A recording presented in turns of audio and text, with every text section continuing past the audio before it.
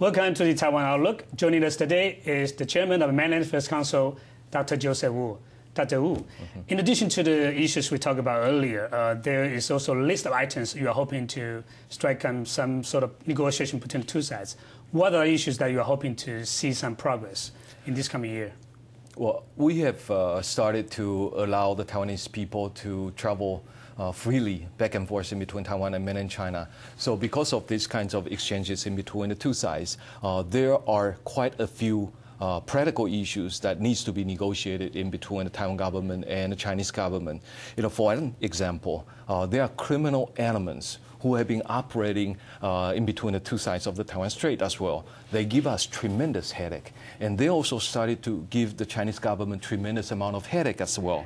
So that kind of issue need to, would require cooperation in between the two police administrations. So that is one issue that we hope the Chinese government would negotiate with us in a very serious manner. So combat against the crime issue can be one issue of cooperation in between two sides of the Taiwan Strait.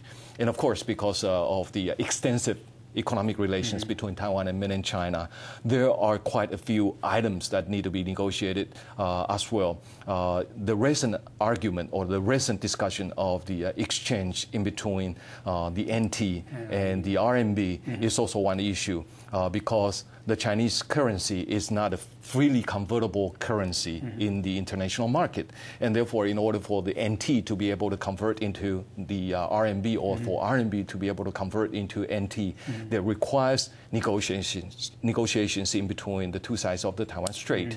But so far, the Chinese government hasn't been very serious about this issue yet.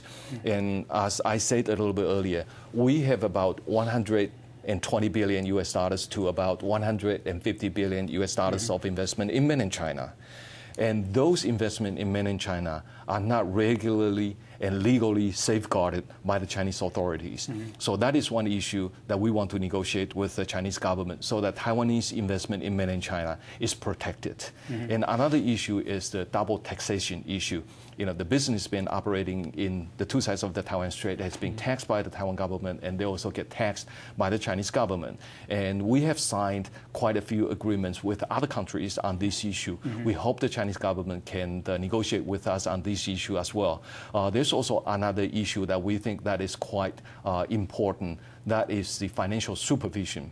We have already allowed our banking institutions to establish their liaison offices in China, but they cannot operate as branch offices yet because the Chinese government require them to have the mother country's financial supervision ability, and we want the Chinese government to negotiate with us on the financial supervision so that our banking institutions in China can reestablish as the branch offices. And also another issue that I personally think is very important is the Ipr Protection. That is one issue that many countries in the world are very serious about. And of course, we have a tremendous amount of investment in mainland China. And many of our investment in mainland China are actually high-tech oriented. And therefore, Ipr protection is very important for us to safeguard our core technology from flowing to the Chinese side without full cooperation with the Chinese government. So we want the Chinese government to negotiate with us on these issues as well. So if you put all these issues together, I'm sure you can easily come up with 10 or 15 issues that will require the two sides to negotiate with each other in a very serious manner. I've said these kinds of issues repeatedly, but unfortunately, the Chinese government hasn't been very serious about them yet. But as you say, these issues require, bilateral negotiation between the two sides. How about other issues that requires no, bilateral negotiation? It only requires unilateral action on the part of Taiwan. Do you expect to see more relaxation of restrictions of Taiwanese policy towards the other side of Taiwan Strait? We have recently announced several packages of policies in dealing with China, especially on the economic side or on the regulations to allow the Chinese to come to Taiwan or to expand the military links. For those policy issues that we are in charge, it would include those limitations on the certain type of industries to be able to make investment in mainland China. I think in the recent announcement is that we would allow 2 additional fab producers to move to mainland China. And I think the progress on their production can move ahead from the 2.25 micrometer to 0.18 micrometer process of production. So that is one progress on the relaxation of the limitation of our investment restrictions. And other type of relaxation of our restrictions would include the TFT and LCD small screen production that are already now being able to make investment in mainland China. And I think the packaging and testing industries are also being allowed by the Taiwanese government to make investment in mainland China. So that is already a huge package over there. And I think over the a few days ago, we have already announced that people who are using the military links, can enjoy a little bit more freedom nowadays. We originally created the military links in order to benefit the residents in Jinmen and Mazu. But right now, there are quite a few people who can take advantage of the military links now. For example, the businessmen, the Taiwanese business who are operating in mainland China, who can take advantage of the military links right now. And those Taiwanese businesses who are going to hold their regional meetings or hold seminars in Fujian province. You mean active duty military personnel? No active duty military personnel yet. Of course, that is not required because that is prohibited. The reason is because the Chinese government still maintain a high degree of hostility toward Taiwan. So for those issues that are within our own authority in making the relaxation, we try to do that in a very natural way. And up until now, especially after I started serving in the Mainland Affairs Council, I think there are already quite a few issue areas that have been relaxed. So you're expecting to see more liberalization on the part of Taiwan? I think people are concerned about the investment cap, the so-called 40% investment cap. And this is probably the last barrier some businessmen think that we're still holding. But if we flash back to the July Special Economic Conference, that is one issue that has been hotly debated in the conference. And we could not come up with any kind of common opinion or any consensus. And because there's no consensus, and therefore the government, as we said before the Special Economic Conference, that we will follow those common agreements or the common opinion, since there's no common opinion. So we cannot just started to open up the 40% investment cap. But during this period of time, what we can do is try to seek opinions from different sectors, to listen from different people, to see whether we can come up with some more flexible type of arrangement on this issue. But at this point, I think there's no government policy in relaxing the control yet. So this 40% investment cap will be there until there's a new consensus which urge for the lifting of it. That's right. And the government has been thinking about how or what kind of flexibility that we can come up with so that we can attract agreements from all sectors. How about bring money back from China to Taiwan? Do you have any mechanism or try any policy incentives for business people in China to bring their money back to Taiwan to invest here? The Ministry of Economy has been working on this issue for quite a few years, and there's a new effort in the past few months, especially after the Special Economic Conference in last July. They tried to offer the land incentive or the taxation incentive, and we hope that we can use this kind of incentive to attract the Taiwanese businessmen who are no longer attracted to the Chinese investment environment and who are interested in coming back to Taiwan. We're trying to offer those kinds of conditions for them. And up until now, we have quite a few cases who have already expressed their interest in coming back to Taiwan. We've been talking about functional issues so far. The political issue has been there, and it sometimes affects the functional cooperation between the two sides. What is the reason why there's a political stalemate or deadlock between the two sides in the Taiwan Strait? Well, I think the political stalemate or deadlock has been there ever since President Lee Teng-hui was in power.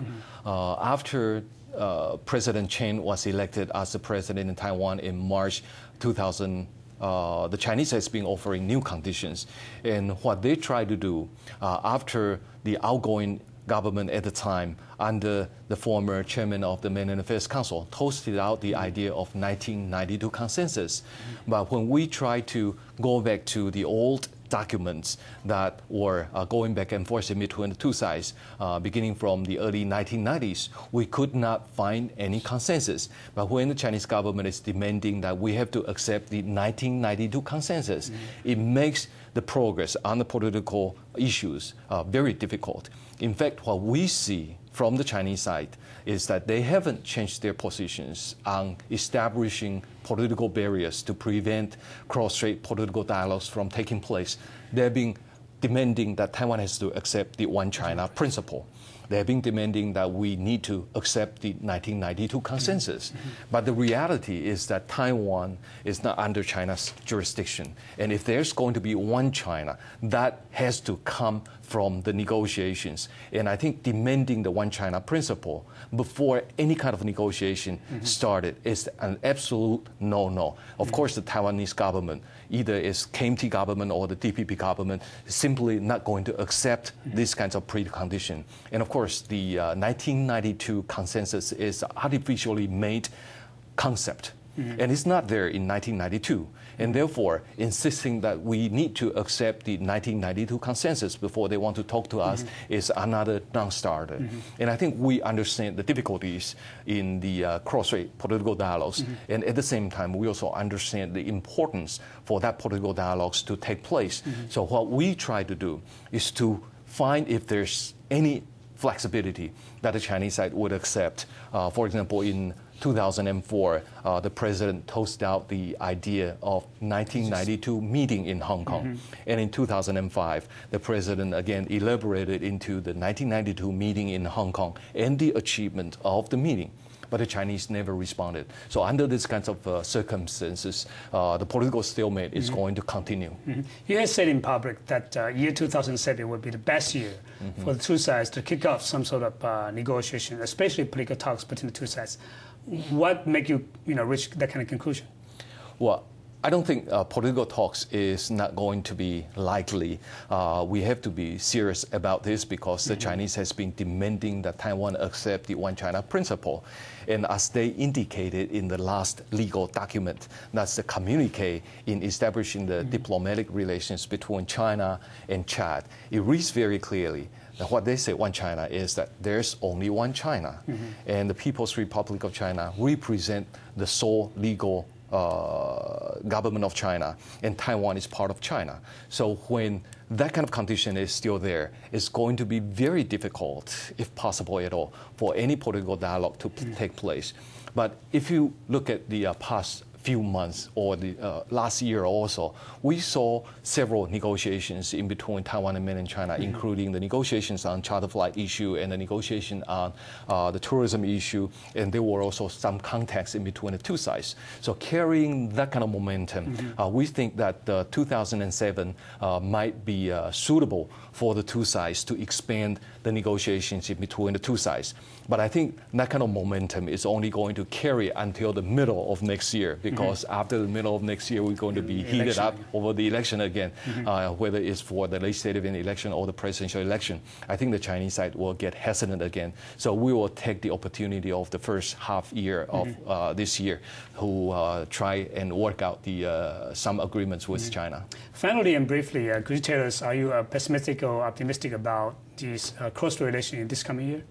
For the first half of the year, I think I'm cautiously optimistic on some of the issues that require negotiations in between the two sides, I'm sure we can move ahead further on the charter flight issue, and I'm sure that we can also move further ahead on the tourism issue. And I think there can also be some other type of negotiations on those practical issues in between Taiwan and mainland China. So if we look at the cross-strait relations in that regard, I'm cautiously optimistic. But if you look at the broad structure of the cross-strait relations, including the military threat from China and the Chinese attempt to suffocate Taiwan internationally, that kind of structure is still going to be there. And those are the two areas what remain our deep concern. Thank you very much, Dr. Joseph Wu, Chairman of the Mainland Affairs Council. Thank you very much. You're welcome. Thank you. Thank you for watching Taiwan Outlook, and we'll see you next week. Thank you.